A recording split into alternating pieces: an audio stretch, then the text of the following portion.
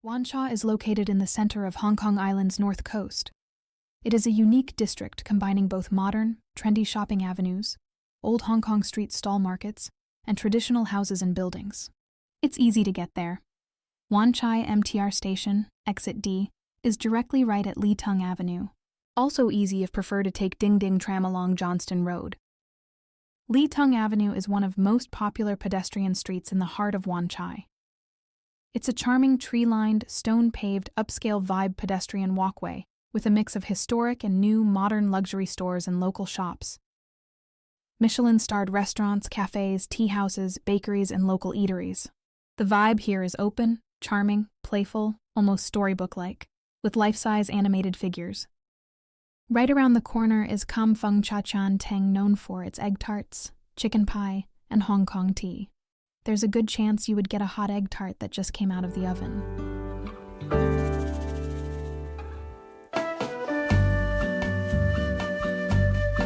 Kiwa Bakery in Wan Chai is a classic Hong Kong spot. It has a display showcasing its history, with vintage tins, old packaging, and traditional baking tools that give a nostalgic glimpse into Hong Kong's pastry heritage. And scale models showcasing the original shop and its surrounding neighborhood. A small neighborhood temple tucked among tall buildings creates a striking blend of old and new. The blending of old buildings, newer mid-rises, and sleek steel and glass skyscrapers is so common that it's almost unnoticeable. Tong Lao is an architectural style that was popular in Hong Kong in the 1920s. This kind of architecture features a mix of Chinese and Western architectural styles. The most famous example of Tong Lao is the so-called Blue House in Stone Nulla Lane in Wan Chai. As the name suggests, the building is painted blue. It's a classic example of a pre-war Tong Lao, and one of the few still standing in its original form. Narrow, low-rise building with balconies and a blend of Chinese and European design. The Blue House has contained the memories of local people for over a century. The Hong Kong House of Stories is located inside the Blue House. There, you can visit the exhibition that displays old objects used in local people's daily lives and culture.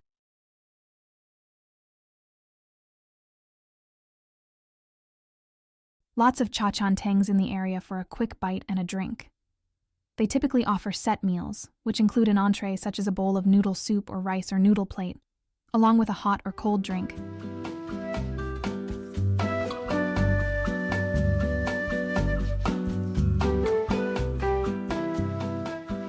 Literally a few minutes from Tung Avenue, but feel like two different cities is Tai Yuen Street, which runs between Johnston Road and Queens Road East, locally known as Toy Street. This is old-school Hong Kong market stall street, nostalgic, tight, crowded, sort of chaotic, with bright stalls spilling toys onto the street. You will find classic toys, cheap plastic stuff, anime figures, Lego, die-cast cars, board games, really a treasure trove of toys and collectibles with both modern and retro items. If you are looking for a toy from your childhood, perhaps even your parents' childhood, there's a good chance you can find it here.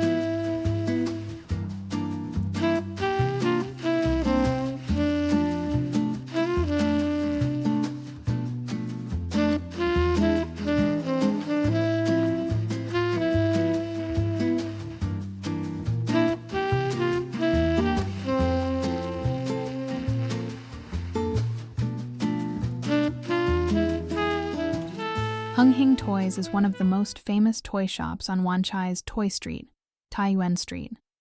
Locals and collectors often treat it like a gold mine for toy hunting, especially for rare or imported items. I am surprised how crowded it is on a weekday afternoon.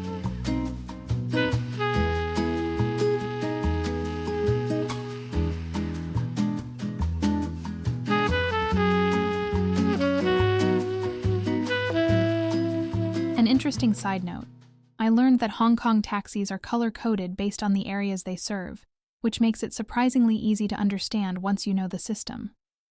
Red taxis serve Hong Kong Island, Kowloon, and most of the New Territories. Green taxis operate mainly in the New Territories. And blue taxis are limited to Lantau Island. Alongside the toy shops, on the street level, are small stalls with vendors selling discounted items like seasonal goods, clothes, stationery, souvenirs, and random knickknacks.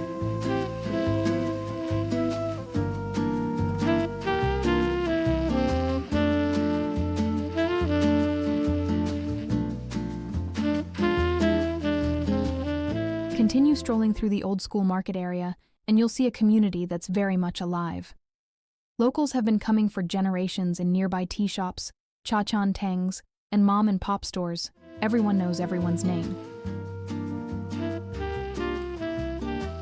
This is the view at eye level, but look up. The skyline above adds a whole new layer.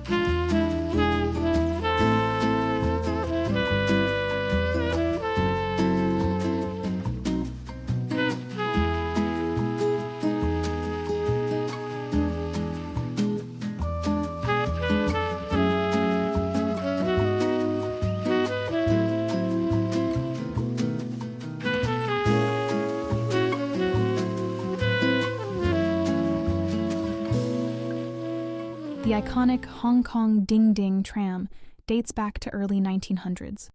That means it's over 120 years old today, making it one of the oldest continuously operating tram systems in the world. The nickname Ding Ding comes from the bell sound drivers use to signal pedestrians. It still runs along the north side of Hong Kong Island, from Kennedy Town to Shau Kei Wan. It's not just transport, it's a moving piece of Hong Kong history that's still part of everyday life. The cost for the ride is a flat fee. It's Hong Kong $3.30, that's US 42 cents, for an adult, and it's even less for children and seniors. Regardless of how far you go, whether you go one stop or ride from one end to the other end, the price is the same. Another interesting architecture is this 1920s curved corner facade at junction of Johnston Road and Fleming Road. Painted in soft pink, yellow, and blue tones, with classic Tong Lao-style proportions, the curve and colors make it feel cinematic. From Wan Chai MTR station, it's about a 25-minute walk to Wan Chai Promenade. The promenade runs along the waterfront with sweeping, uninterrupted views of Victoria Harbour, especially beautiful after dark. It's perfect for a relaxed stroll, with plenty of benches and spots to pause and take in the scenery.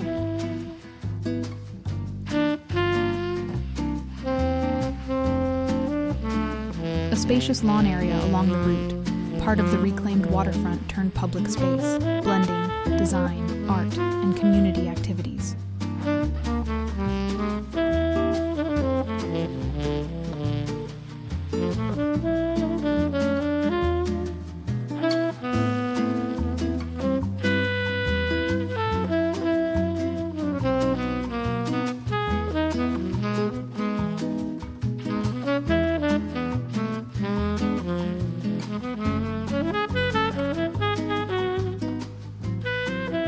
Totally amused to see this sweet, nostalgic, teeny-tiny miniature TV screens mounted along parts of the harbor railing.